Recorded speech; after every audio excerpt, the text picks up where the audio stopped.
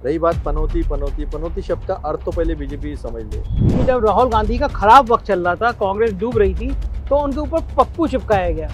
और अब बीजेपी का थोड़ा खराब वक्त दिख रहा है मध्य प्रदेश में, छत्तीसगढ़ में और राजस्थान के चुनाव चल रहे हैं, तो आप लोगों को गिरते वक्त पे आप भी पनौती चिपका रहे हो उनके ऊपर। आखिर चुनाव जीतना और चुनाव प्रधानमंत्री बनना ये किसी दल का उद्देश्य नहीं हो सकता। अब ये भारत माता क्या है? भारत माता केवल पेड़ पौधे, ये जमीन नहीं है। भारत माता आप, हम, अमीर गरीब सब लोगों के मिलकर बनते हैं। प्रधानमंत्री जी योगी आदित्यनाथ जितने फायर ब्रांड नेता हैं, वो हर जगह कह रहे हैं कि कन्हैया लाल की गर्दन काट के हत्या कर दी थी। हत्या करने वाले कौन है? जानबूझ के एक धर्म विशेष का नाम ले रहे हैं। लेकिन कांग्रेस भी तेज हो गई। अब कांग्रेस के नेताजी ने, अतुल जी ने तुरंत मोबाइल पर निकाल के दिखा दिया, ये रहे हत्यारे। राजस्थान में जितने लोगों से बात कर रहे हैं, लोग कह रहे हैं इलेक्शन फंसा हुआ है। हमारे मीडिया के बड़े बड़े टीवी चैनल पे आ रहा था कि रूस और यूक्रेन का युद्ध चल रहा था, प्रधानमंत्री जी ने फोन किया, युद्ध रुक गया।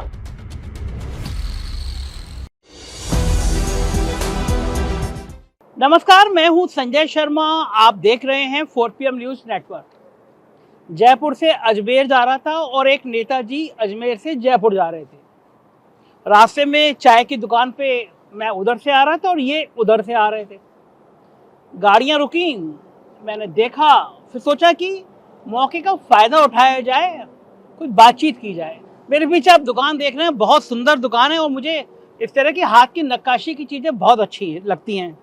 और मुझे लगता है ऐसी चीज़ें लेके जाओ तो घरवाली भी खुश हो जाती है कि गया आदमी पत्रकारिता करने गया, कुछ सामान वामान भी लेकर आया है। तो मैं आज इन बढ़िया वाले नेताजी से आपकी मुलाकात कराने जा रहा हूँ। अतुल लौडे पाटिल जी एक महाराष्ट्र के बड़े नेता हैं कांग्रेस के, और राजस्थान में कांग्रेस के मीडिया प्रभारी हैं। मीडिया प्रभारी की बड़ी भूमिका होती है भाई, हम अखबार वालों के लिए, चैनल वालों के लिए, क्योंकि हमें जिसके इंटरव्यू लेने होते हैं, जो खबर लेनी होती है, ये बताया करते हैं। और बड़ी इम्पोर्टेंट पोस्ट होती है चुनाव के समय। तो कांग्रेस ने बहुत जानबूझ के एक ऐसे नेता को भेजा है जो खुद बहुत क्वालिफाइड हैं, सिविल सर्विस का एग्जाम भी क्वालिफाई किया, और वो यहाँ पे मीडिया की कमान संभाल रहे हैं। अतुल जी, स्वागत है आपका।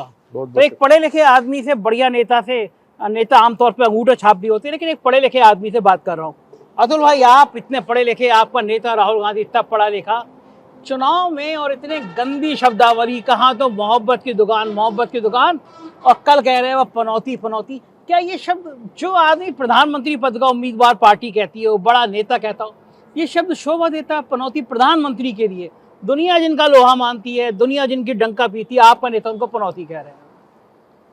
मेरे ख्याल से आपका ख्याल जो है तो सोशल मीडिया यानी दुनिया, ऐसा नहीं है मनोज जी।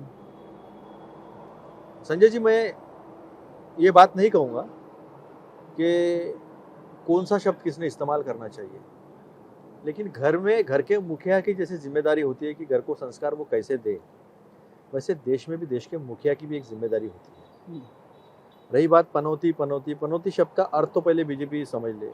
एक तो पढ़ते लिखते नहीं है, जितना हमारे नागपुर से आता है उतना ही पढ़ते और उसी को दुनिया का ज्ञान समझते। नागपुर से तो आप भी आते हैं? मैं नागपुर से आता हूँ, लेकिन मैं नागपुर के वो स्कूल में नहीं पढ़ता हूँ। अच्छा। मैं नागपुर में जो डॉक्टर बाबा साहब अम्बेडकर के संविधान से बनी जो स्कूल है उसमें पढ़ता हूँ। वो कितनी दूर है? आप वो थोड़ा ज्यादा दूर है, 500 मीटर है। अच्छा, पास। लेकिन वो दीक्षा भूमि भी है, वो बाबा ताजुद्दीन की भूमि भी है, जो हिंदू मुसलमान को एक करती है। मैंने इसलिए उल्लेख किया क्योंकि आज मैं अजमेर में बैठा हूँ। हाँ। और आज किशनगढ़ में बैठे, मैं अजमेर से आ रहा हूँ। अजमेर में प्रेस कॉन्फ्रेंस किया, मोइनुद्दीन चिश्ती जी का दर्शन किया और ब्रह्मा जी का भी दर्शन किया पुष्कर में जाकर। तो मिलाने वाली और मोहब्बत बढ़ाने वाली ऐसी इतनी चीजें इतनी हमें दिखती है कि हिंदुस्तान में जगह जगह पर। हाँ, ठीक है। इतनी नफरत मोदी जी में और भाजपा में कहाँ से आती है, आरएसएस में कहाँ से आती है, ये मेरे समझ के परे है। तो जहाँ तक आपने पनौती का कहा, तो पनौती का एक वो मराठी शब्द है पनवती, उसका हिंदी में पनौती हो गया। यानी किसी के जाने से किसी चीज को नजर लग जाए, अपशकुन हो जाए, वो उसका अर्थ है। हाँ। और आपने देखा होगा आमतौर पर राहुल जी कभी गलत शब्दों का इस्तेमाल नहीं करते, प्रियंका जी भी नहीं करती है, लेकिन नरेंद्र मोदी जी बार बार शब्दों का इस्तेमाल करते हैं। अभी उन्होंने महामूर्ख कहा था, राहुल जी को कहा था। किस बात पर कहा था? उन्होंने कहा था कि चाइना मॉडल जो है उसके ज़्यादा फ़ोन हिंदुस्तान में इस्तेमाल होते हैं। इनका कहना है कि सारे मोबाइल यहीं प्रोडक्ट प्रोड्यूस करते हैं, हम लोग यही मैन्युफैक्चर करते हैं और एक्सपोर्ट करते हैं। एक्सपोर्ट करते हो लेकिन वैल्यू एडिशन सिर्फ 15% है। 64% फोन जो इस्तेमाल होते हैं उनके नाम मैं आपको बताता हूँ, फिर हाँ। आप कंपनी और देश आप मुझे बताना। हाँ ठीक है। Xiaomi, जियो, विवा, कहाँ के? चाइना 64%। और ये 12,000 के नीचे के कीमत वाले हैं। अब मोदी जी के लिए अदानी महत्वपूर्ण है, तो जो आईफोन इस्तेमाल करते हैं 2 लाख का, उनके बारे में ही उनकी सोच है। उनकी सोच वो आदमी से के साथ नहीं है जो गरीब है। उन्होंने 12,000 का मोबाइल क्यों नहीं प्रोड्यूस किया, क्यों मैन्युफैक्चर नहीं किया 12,000 के नीचे का? उनके दिमाग में ऐसा क्यों नहीं आया कि बच्चियों को, महिलाओं को मोबाइल देंगे? मोबाइल के दो इस्तेमाल है, एक है सुरक्षा का और एक है शिक्षा का। देखिए, गांव की भी कोई लड़की, हमारी बच्ची मोबाइल खोलेगी, यूट्यूब पर जाएगी और कोई टॉपिक उसको अगर समझना है तो यूट्यूब पर जाकर उस टॉपिक का नाम आप लिख लो, दुनिया के बेहतरीन से बेहतरीन शिक्षक का उस पर आपको लेक्चर मिलेगा, संबोधन मिलेगा। वो जब ऑटो में, रिक्शा में बैठेगी, मेरी बेटी है, जब जाती है स्कूल तो लाइव लोकेशन डाल देती है कि मैं इस गाड़ी में बैठी हूँ, लाइव लोकेशन। तो ये सोच जो है, ये सोच मोदी जी में क्यों नहीं आती, वो मुझे समझ में नहीं आता। तो ये जो पनौती है या फिर इस शब्दों का ही राहुल जी कभी इस्तेमाल नहीं करते। नीचे से सारे बच्चे लोग, अभी वर्ल्ड कप की मैच हुई, 10 मैचेस हमने आसानी से जीती। ऑस्ट्रेलिया को भी पहले राउंड में हमने आसानी से हराया, ऐसा लग रहा था ऑस्ट्रेलिया हमारे सामने कोई टीम ही नहीं है। और जब अहमदाबाद में मैच हुई तो लोगों ने रहने के व्यवस्था को लेकर, दुर्व्यवस्था लेकर, टिकट ब्लैकमेलिंग को लेकर, और पिच क्यों स्लो हो गई, ऐसे पिच क्यों बनाई, यहाँ से लेकर पनौती नाम का एक हैशटैग, पनौती नाम का सोशल मीडिया पर ये लोगों ने चलाया, तो उसके ऊपर सवाल पूछा तो एक मजाक में तंज कसते उन्होंने कह दिया कि हाँ, लड़के अच्छे भले खेल रहे थे तो पनौती वहाँ चले गए। तो एक यानी ये बात हो गई। उन्हें 8-10 हजार करोड़ रुपया राहुल जी को पप्पू साबित करने में खर्च करने पड़े। राहुल जी ने तो पैदल पैदल नाप लिया देश और लोगों ने समझ लिया कि ये क्या है। अच्छा, आप कहना चाहते हैं कि वो जो पप्पू चिपकाया गया था, तो अब आप लोग बड़ी सफाई से पनौती चिपकाना चाहते हैं? नहीं, हम नहीं चिपकाना चाहते। हमारी ये संस्कृति नहीं है। हम सम्मान करते हैं। हमने प्रधानमंत्री पद का हरदम सम्मान किया है, हर संवैधानिक पद का हमने सम्मान किया है। मेरा कहना यह था कि उन्हें 8-10 हजार करोड़ खर्चा करने पड़े, जो पैदल चलकर उन्होंने, राहुल जी ने खत्म कर दिए। उनके 8-10 हजार करोड़ की जो इन्वेस्टमेंट था वो पैदल चल के लोगों ने देख लिया कि ये इंसान कितना सज्जन इंसान है, कितना होशियार है, और इन्होंने खुद ले लिया। वो जो है प्लानिंग आप भी अच्छी करते हैं। मुझसे कल एक मेरे कांग्रेसी मित्र कह रहे थे कि जब राहुल गांधी का खराब वक्त चल रहा था, कांग्रेस डूब रही थी, तो उनके ऊपर पप्पू चिपकाया गया। और अब बीजेपी का थोड़ा खराब वक्त दिख रहा है मध्य प्रदेश में, छत्तीसगढ़ में, और राजस्थान के चुनाव चल रहे हैं, तो आप लोगों को गिरते वक्त पे आप भी पनौती चिपका रहे हैं उनके ऊपर। रणनीति होगी या कुछ ना कुछ? देखिए, वो स्टेडियम सरदार पटेल जी के नाम पर है। मोदी जी को अपने नाम से स्टेडियम बनाना था तो नया बना लेते हैं। सरदार पटेल जी का आप कहते हैं हम आदर्श लेता हूँ, और मैं सरदार पटेल जी होते तो ऐसा होता वैसा होता। हालांकि सरदार पटेल जी पहले चुनाव के पहले ही गुजर चुके थे, तो ये सारा कहते हो तो आपने जो अडवाणी जी के साथ किया वही सरदार पटेल के साथ किया। अडवाणी जी आपके गुरु थे, अडवाणी जी के आगे आप जा नहीं सकते थे, लेकिन अडवाणी जी को आपने मार्गदर्शक मंडल में डाल के उनका नामो निशान मिटा दिया। अब जो स्टेडियम का नाम सरदार वल्लभ भाई पटेल जी के नाम से था वो अपने नाम से कर लिया, तो ये जनता को ये बात अच्छी नहीं लगी। हमने उस पर कोई टिप्पणी नहीं की। हमारे सब लोगों के ट्वीट आप देख लीजिए, हमने कहा आप बहुत अच्छा खेले, आपका जज्बा अच्छा था, एक दिन खराब था, कोई दिक्कत नहीं, फिर से चैंपियन बन जाएंगे। लेकिन लोगों ने फिर शुरू किया। 1983 में वर्ल्ड कप जीता, प्रधानमंत्री की इस पार्टी के थे। 2011 में वर्ल्ड कप जीता, प्रधानमंत्री की पार्टी के थे। फिर हम 96 में, 87 में हारे, 96 में हारे, वो सारे चीज़ें जो है सामने आई। 2003 में हारे, 2007 में हारे, 2015 में हारे, 2019 में हारे और 2023 में हारे। ये लोगों ने कंपैरिजन किया, और ये क्यों हुआ ऐसा? ये दुर्भाग्यपूर्ण बात है। देश के प्रधानमंत्री है, मैं भी सम्मान करता हूं। लोगों ने उनके लिए सम्मान रखा है। नाम इसलिए रखा होगा, हमारे मीडिया के बड़े बड़े टीवी चैनल पे आ रहा था कि रूस और यूक्रेन का युद्ध चल रहा था, प्रधानमंत्री जी ने फोन किया, युद्ध रुक गया, और वो अपने 6 घंटे के लिए 6 घंटे रुक गया और वापस लिया। तो लोगों को जब टीवी चैनल दिखा रहे हैं, तो लोगों को है ये घमंड है कि हमारे देश का नेतृत्व ऐसा है कि वो एक युद्ध को रुकवा देता है, वो वापस ले आते हैं अपने लोगों को। आपको क्या तकलीफ है इस बात में? नहीं, कोई तकलीफ नहीं। अगर अपने देश के प्रधानमंत्री का नाम बाहर होता है, अपने देश का नाम बड़ा होता है, तो उसमें तकलीफ वाली कोई बात नहीं है। फिर G20 से यहाँ निकलते बराबर क्या क्या स्टेटमेंट आए,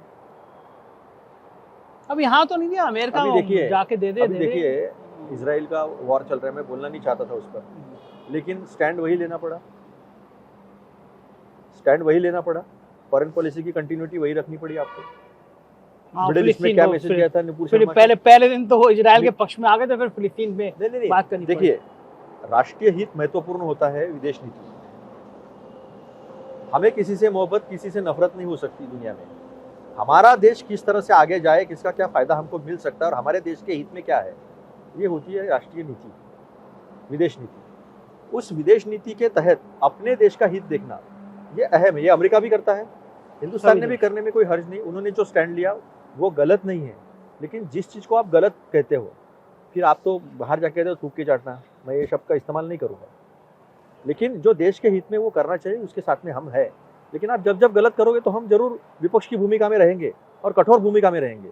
आखिर चुनाव जीतना और चुनाव में प्रधानमंत्री बनना ये किसी दल का उद्देश्य नहीं हो सकता। दल का उद्देश्य ये होना चाहिए कि देश का भला कैसे हो। चलिए, आप जब इजराइल का नाम ले ही आए तो मुझे लग रहा है कि राजस्थान में चुनाव में भी इजराइल और हमास तब था। हमारे उत्तर प्रदेश के मुख्यमंत्री योगी आदित्यनाथ ने कहा कि जो हमास के आतंकवादी कर रहे हैं इजराइल सही कर रहा है, हनुमान जी की गदा ठीक कर देगी। हनुमान जी की गदा ने कर्नाटक में ठीक कर दिया और हनुमान जी की गदा राजस्थान में भी ठीक कर देगी, मध्य प्रदेश में भी ठीक कर देगी, छत्तीसगढ़ में भी ठीक कर देगी। देखो, हनुमान जी प्रजाहित दक्ष प्रभु राम के भक्त थे। हनुमान जी को हम भक्त मानते हैं। और प्रजाहित दक्ष राजा क्या होता है?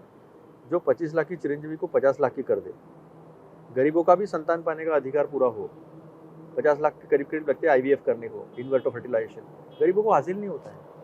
कुछ लोग हमें मिले, कहे कि 10 लाख का खर्चा था ऑपरेशन को, 20 लाख का, माता बहनों के गहने बिक जाते, जमीन बिक जाती है। उसका ध्यान रखे। बच्चों को इंग्लिश एजुकेशन मिलनी चाहिए ताकि प्रदेश के बच्चे अपना नाम और प्रदेश का नाम और अपना नाम जो है देश दुनिया में बड़ा करें। दूध को 10 रुपया मिल जाए, बोनस मिल जाए।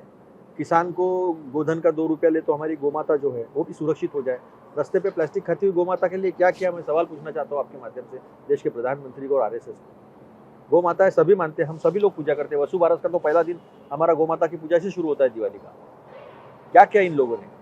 गोधन की योजना सबसे पहले लाई भूपेश बघेल जी ने। ये देखा, आज लोग गोबर उठाकर लेकर आते हैं 2-2 रुपये का। गाय गोठे में है, गाय को अच्छा चारा मिलता है, दूध भी अच्छा मिल रहा है।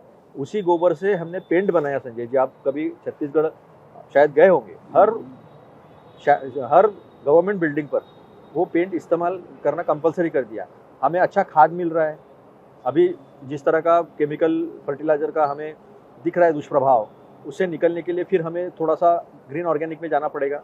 तो ये सारी चीज़ें की तो गोमाता का सम्मान हुआ। रास्ते पे पड़ी गोमाता के लिए इन्होंने क्या किया? कुछ नहीं किया। तो ये सारी योजनाएं जो है, हमने मनरेगा किया, इन्होंने मनरेगा को क्या कहा था? जीता जागता स्मारक। हाँ, आज क्या हुआ? घोटालों का जीता जागता। घोटालों का। अभी देखो, जब कोरोना आया था, अगर मनरेगा नहीं होता तो लोग कोरोना से मरते अलग, भूख से ज़्यादा मरते। तब हमें मनरेगा ने बचाया है। आज उसी मनरेगा को शहरी मनरेगा भी किया है, इंदिरा गांधी शहरी मनरेगा योजना, उसको 150 दिन किया है। ग्रामीण मनरेगा जो है उसको 150 दिन किया है। 90 लाख लोगों को फायदा मिल रहा है मनरेगा का। यानी एक ऐसा मॉडल तैयार हो रहा है देहात का जो 2 चीज़ें करेगा। एक, शहरों को बचाएगा गंदा होने से, खराब होने से, और शहरों में स्लम्स में जिस तरह से लोग जीते हैं उससे लोगों को बचाएगा। क्योंकि लोगों को अपने जगह पर उनका दूध बेचा जाएगा, उनका गोबर से उनको पैसे मिलेगा, उनको वहाँ नौकरी मिलेगी। क्योंकि हम पंचायत राज कैडर तैयार करने जा रहे हैं। जैसा सिविल सर्विसेज का कैडर है स्टेट का और सेंटर का, उस तरह से पंचायत का कैडर तैयार, वही नौकरी मिलेगी, वही इंग्लिश एजुकेशन मिलेगा।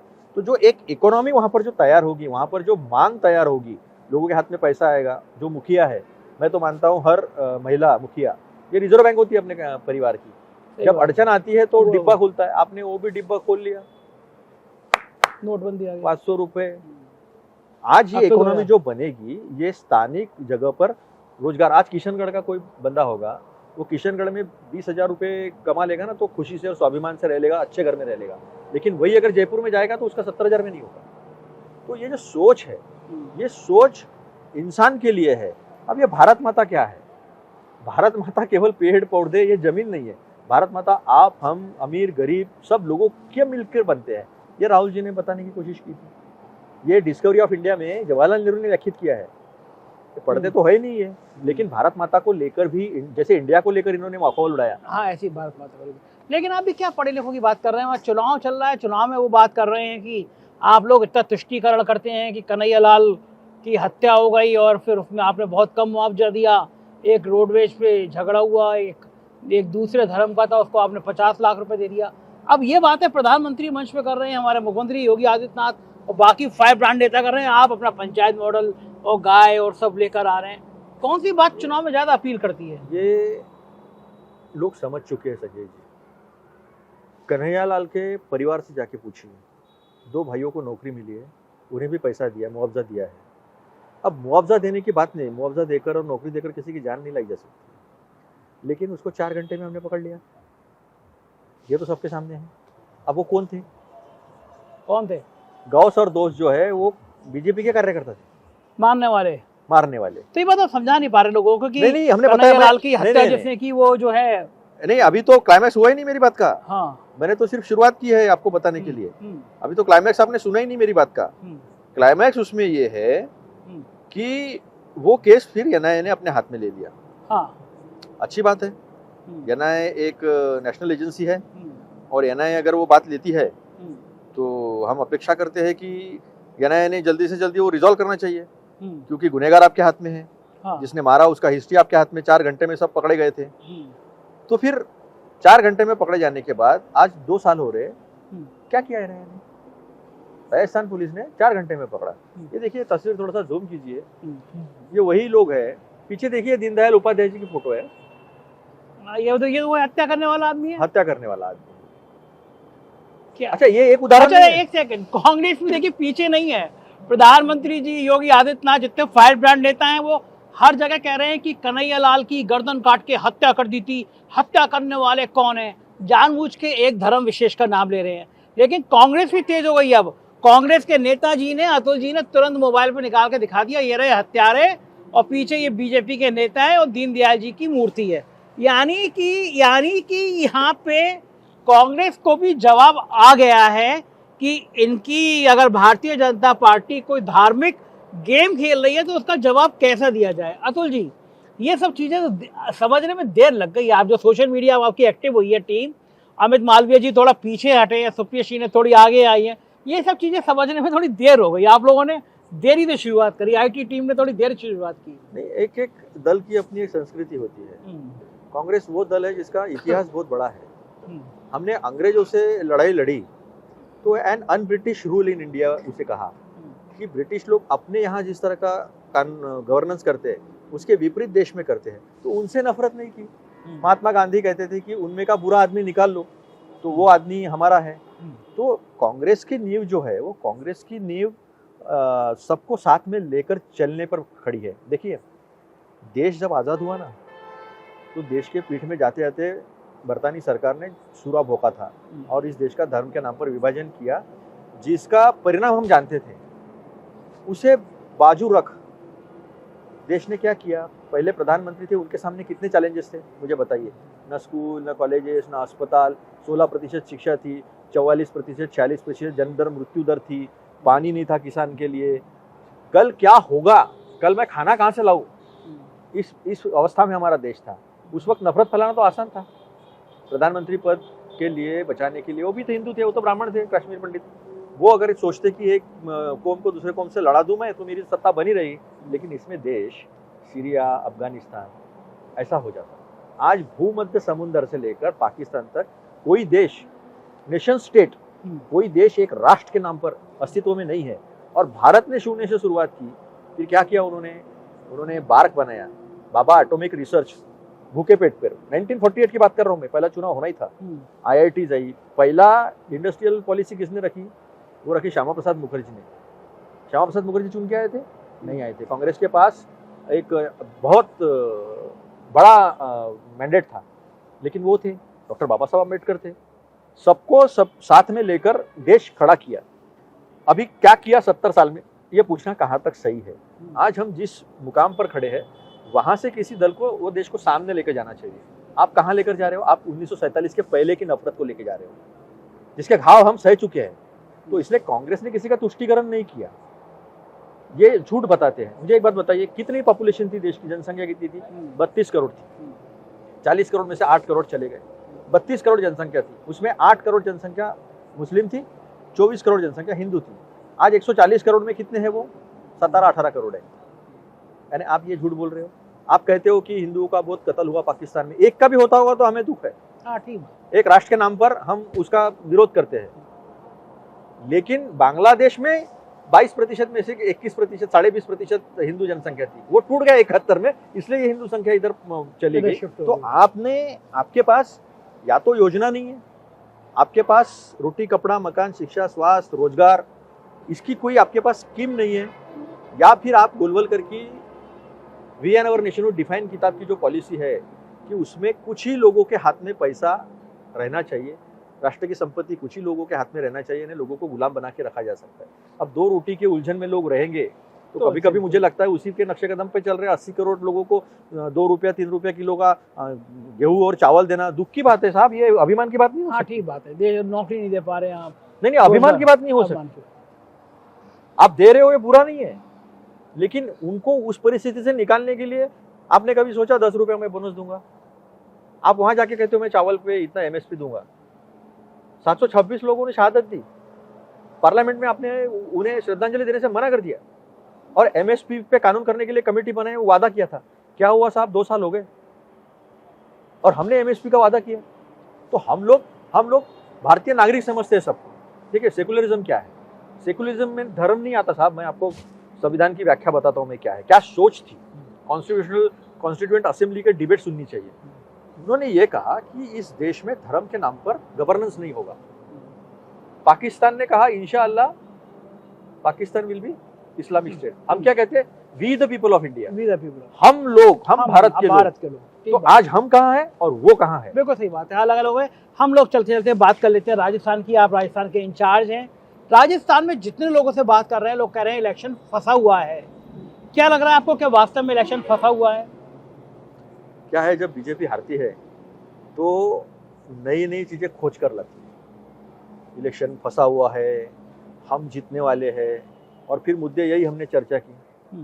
लेकिन हम इस बार कामयाब हुए और हमें उस बात की खुशी भी है कि आप वो 450 रुपये सिलेंडर की बात कर रहे हैं, वो बाजरे को अलग अलग फसल को भाव देने की बात कर रहे हैं। तो यहाँ तक आए हो, 2 कदम चलकर हम तक आए हो, हमारे एजेंडे तक आए हो, तो 2 कदम हम भी आगे बढ़ने के लिए तैयार है।